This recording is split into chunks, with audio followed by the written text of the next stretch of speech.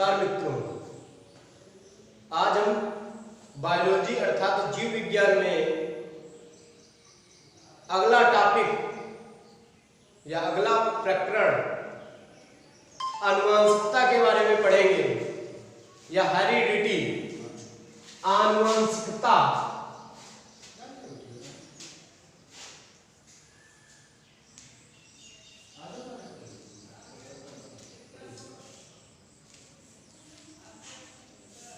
तो सबसे बात पहले आप ये समझ लीजिए कि आनुवंशिकता या आनुवंशिकी किसे कहते हैं। आनुवंशिकता का मतलब ये होता है कि माता पिता के ऐसे लक्षण जो पीढ़ी दर पीढ़ी उनकी संतानों में पहुंचते रहते हैं, उन्हें आनुवंशिकता कहते हैं।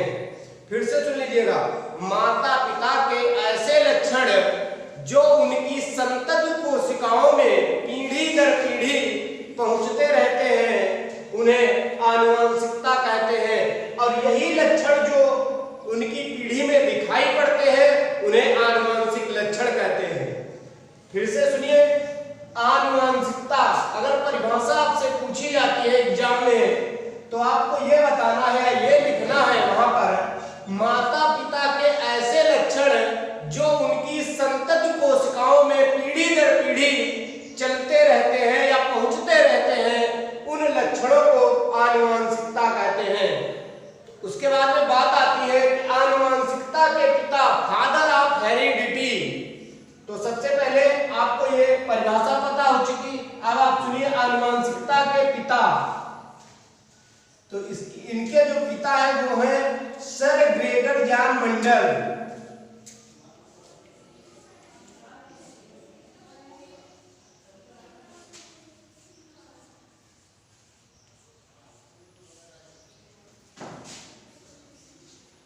आपसे अगर पूछा जाए कि आनुवंशिकता के पिता या फादर ऑफ हेरिडिटी, तब आपको बताना है सर ग्रेगर जॉन मेंडल।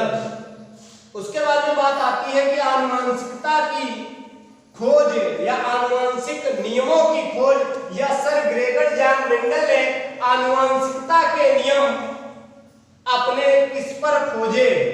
तो आपको यह भी याद रखना, खोज इन्होंने जो की थी उस पौधे का नाम था जिसपे आनुवंशिक लक्षणों की खोज की थी सर ग्रेगर जॉन मेंडल ने, मटर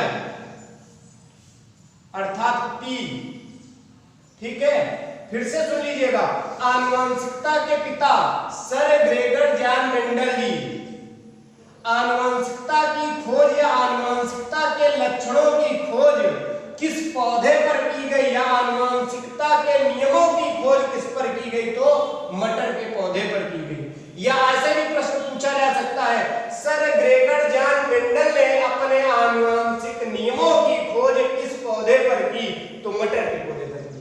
अब बात आती है मटर का साइंटिफिक नेम या वानस्पतिक नेम पूछा जाता है बहुत बार, तो आपको याद कर लेना है, पाइसम सेटाइवम।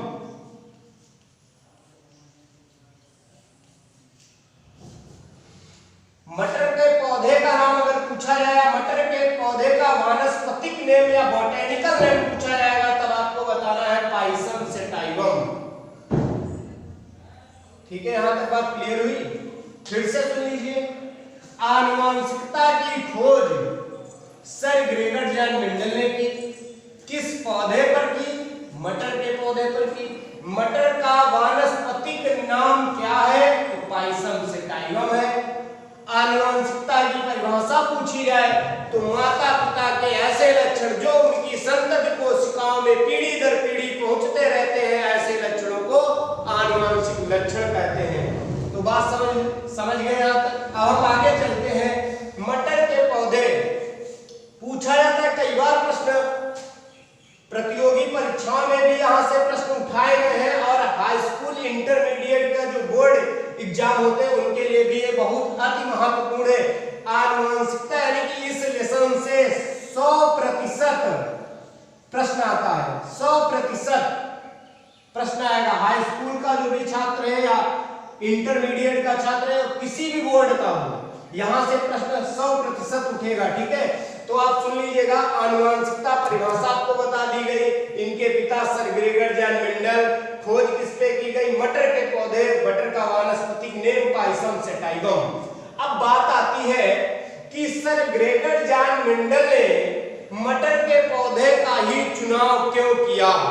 सबसे बड़ी बात है क्योंकि पृथ्वी पर या विश्व में बहुत सी वनस्पतियां पाई जाती हैं, ये किसी को भी उठा सकते थे, लेकिन सर ग्रेगर जॉन मेंडल ने मटर के पौधे का ही चुनाव क्यों किया, अर्थात पाइसम सेटाइवम का ही चुनाव क्यों किया?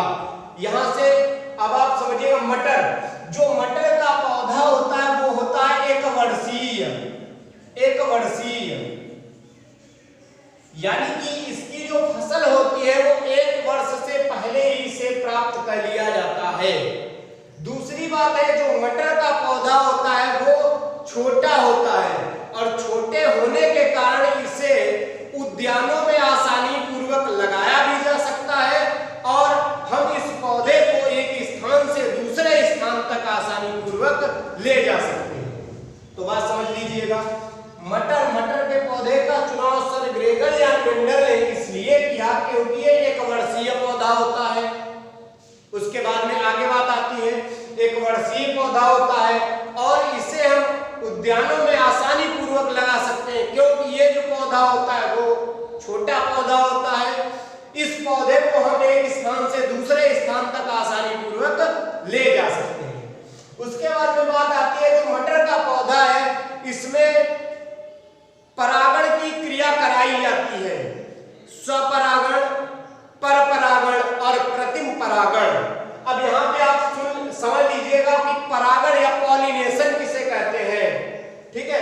परागण वर्तिका से वर्तिकाग्र के भाग तक पहुंचने की क्रिया को ही परागण कहा जाता है। परागण 2 प्रकार का होता है, एक होता है स्वपरागण और दूसरा होता है परपरागण। स्वपरागण और दूसरा होता है परपरागण। और सदैव हमने आपको स्टार्टिंग में शुरुआती दौर में ही आपको बताया था, जिस दिन परिचय हम बता रहे थे बायोलॉजी का, वहां पर मैंने बताया था कि एक होता है स्वपोषण और दूसरा होता है परपोषण। उसी को कहा जाता है स्वपोषी और परपोषी। देखिएगा, स्व का मतलब क्या होता है? स्व मीन्स होता है स्वयं या अपने आप। स्वयं, स्व का मतलब होता है अपने आप या स्वतः, और पर मीन्स होता है दूसरे के द्वारा।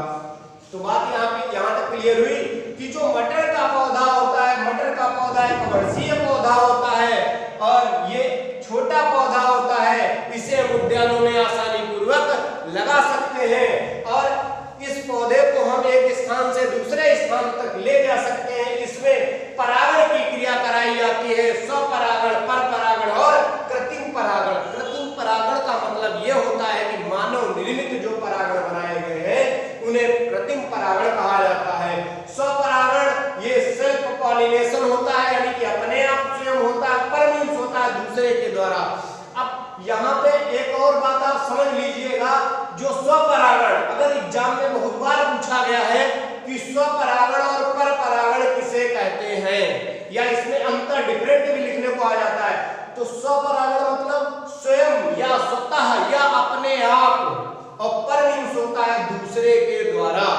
तो स्वपरागण एक ही पौधे के 2 या 2 से अधिक पुष्पों के बीच में जब परागण की क्रिया कराई जाती है तो उसे स्वपरागण कहते हैं।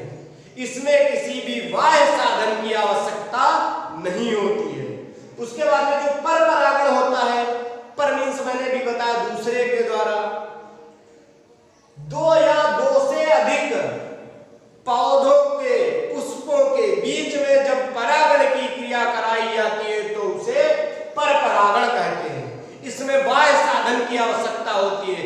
बाह्य साधन अर्थात जल द्वारा, वायु द्वारा, जंतुओं द्वारा आदि के द्वारा ये परागण की क्रिया होती है। तो यहाँ तक क्लियर हुआ। इसको जब इसका नेक्स्ट टॉपिक आपके सामने आएगा तब हम इसको और डीपली से समझाएंगे। तो यहाँ पे आप केवल इतना याद रखिएगा कि मटर के पौधे का चुनाव इसलिए किया गया क्योंकि ये एक वर्षीय पौधा होता है। उसके बाद में बात आती है कि ये छोटा पौधा होता है तो इसे उद्यानों में आसानी पूर्वक लगा सकते हैं। उसके बाद में बात आती है जब उद्यानों में लगा सकते हैं, छोटा पौधा होता है तो हम एक स्थान से दूसरे स्थान तक इसे आसानी पूर्वक ले जा सकते हैं। उसके बाद में इसमें जो परागण की क्रिया कराई जा सकती है। तो यहां तक क्लियर हुआ आपका? ठीक है, परिभाषा बता दी गई। आनुवंशिकता के पिता सर ग्रेगर जॉन मेंडल जी हैं। आनुवंशिकता की खोज सर ग्रेगर जॉन मेंडल ने किस पौधे पर की? आनुवंशिकता के नियमों की खोज किस पौधे पर की गई? मटर के पौधे पर। मटर के पौधे का वानस्पतिक नाम क्या है? तो पाइसम सेटाइवम। मटर के पौधे का ही चुनाव क्यों किया गया? तो यहां तक क्लियर हो गया। उसके बाद में बात आती है कि आनुवंशिकता के नियम। सर ग्रेगर जॉन मेंडल ने आनुवंशिकता के 3 नियम बताए। 3 नियम। पहला जो नियम है, 3 नियम में जो पहला नियम है उसे कहा जाता है प्रभाविता का नियम अर्थात लॉ ऑफ डोमिनेंस। उसके बाद में दूसरा नियम जो बताया वो है दूसरा नियम पृथक्करण का नियम जिसे कहा जाता है लॉ ऑफ सिग्रेशन। उसके बाद में तीसरा नियम है उसे कहा जाता है स्वतंत्र अपव्यूहन का नियम लॉ ऑफ इंडिपेंडेंट असाइनमेंट। तो बात पहला नियम यानी कि सर ग्रेगर जॉन मेंडल के नियम जो है वो पहला नियम है प्रभाविता का नियम।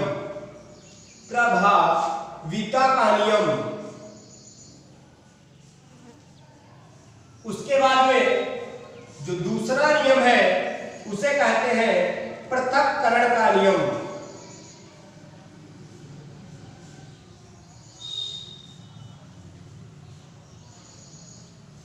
और जो तीसरा नियम है उसे कहते हैं स्वतंत्र अपव्यूहन का नियम।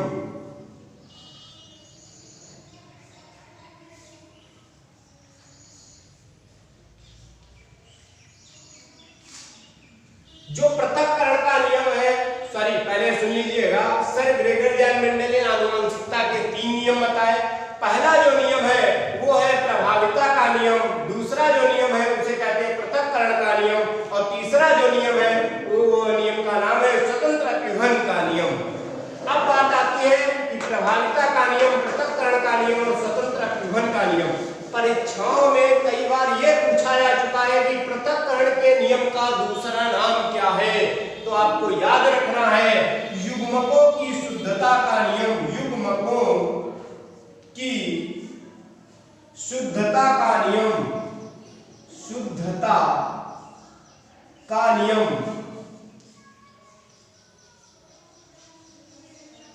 उसके बाद में स्वतंत्र अपव्यूहन का नियम या मेंडल का जो तीसरा नियम है उसका नाम क्या है दूसरा? तो इसे कहा जाता है द्विसंकर क्रॉस।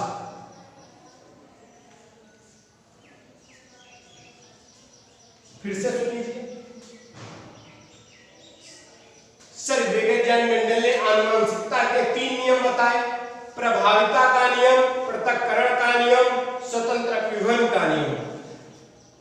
प्रभाविता का नियम, पृथक्करण का नियम। जो पृथक्करण का नियम है उसका जो दूसरा नाम है वो है युग्मकों की शुद्धता का नियम। कई बार एग्जामों में यही पूछ दिया जाता है, परीक्षाओं में आपसे यह पूछ दिया जाता है कि युग्मकों की शुद्धता का नियम रेखा चित्र द्वारा स्पष्ट कीजिए। आपके समझ में फिर नहीं आता ये है क्या युग्मकों की शुद्धता का नियम? तो फिर से यहां से क्लियर करिएगा, जो पृथक्करण का नियम है या मेंडल जी का जो दूसरा नियम है उसे ही कहा जाता है युग्मकों की शुद्धता का नियम। तो बात क्लियर हुई। अब हम आगे बढ़ते हैं, तीसरे नियम पर आते हैं, स्वतंत्र अपव्यूहन का नियम। परीक्षाओं में पूछ दिया जाता है द्विसंकर क्रॉस को रेखा चित्र द्वारा स्पष्ट कीजिए। तो जो आपका स्वतंत्र अपव्यूहन का नियम है या मेंडल का जो तीसरा नियम है या तृतीय नियम है इसी को ही कहा जाता है द्विसंकर क्रॉस। अब आगे की कथा कल होगी, तब तक के लिए धन्यवाद। Thank you class.